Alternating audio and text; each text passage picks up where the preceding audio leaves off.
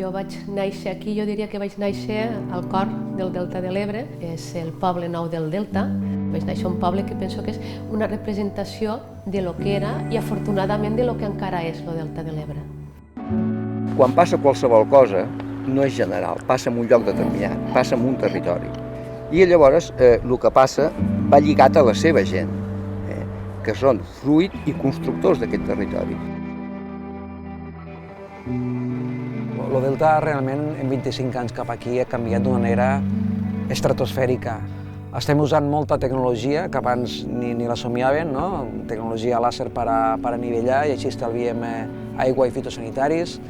Utilitzem tecnologia GPS, autoguiats en los tractors. Tot això ha canviat molt.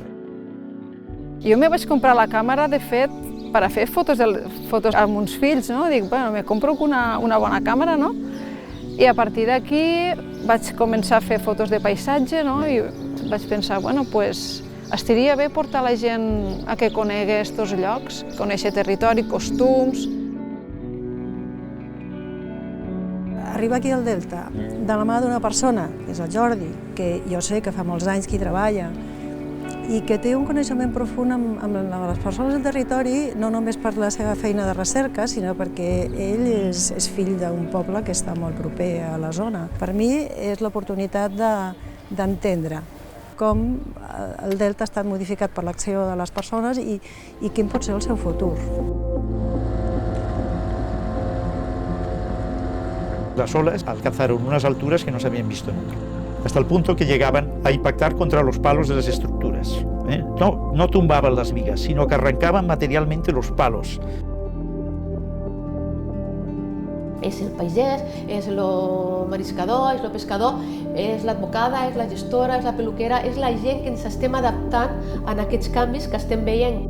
No es solo problema de cambio climático, al final es una serie de problemas ambientales que están afectando al territorio en particular, a un sector socioeconómico y de hecho a una parte ya no solo económica sino cultural. Es decir, el delta sin arroz no se entiende, el delta sin los mejillones no se entiende, el delta sin el parque natural no se entiende. Por lo tanto, al final es un conjunto de elementos.